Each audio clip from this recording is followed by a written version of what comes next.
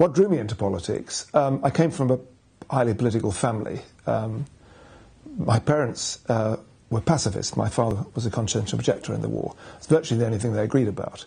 And the family unit fell apart. My father left. My mum brought 5 of us up by herself and a council masonette. But her dad was a very active trade unionist in the what's now Unite Union, and an ally of Ernie Bevin. So I was just aware of politics from an early age, and I was sent out delivering leaflets and taking numbers on polling stations. I don't know, from the age of 8, we all were. Didn't get your dinner unless you'd done the leaflets. And this was this was a council estate in what is then was and still is a strongly Tory area, so it was quite hard politically. So I learned some lessons. I think I've got a reasonably placid temperament.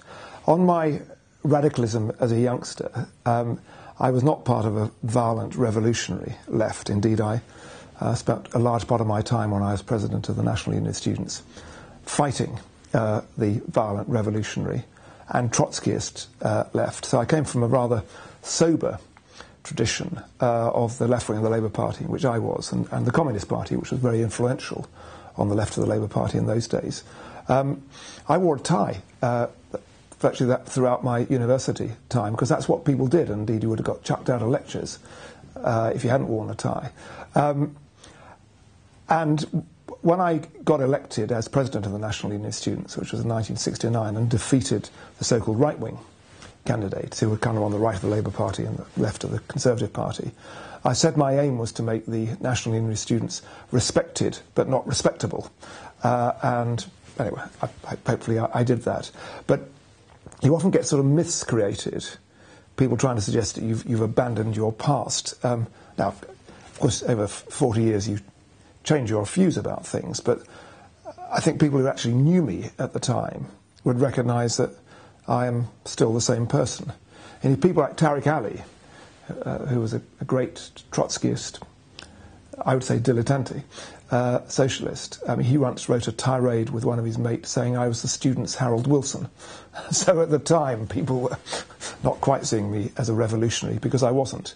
Well, it was very personal, but also I wrote back to one of his allies who wrote to me to say I thought it was typical of the BNP that they condemn people for something over which they have absolutely no choice, namely who their parents are.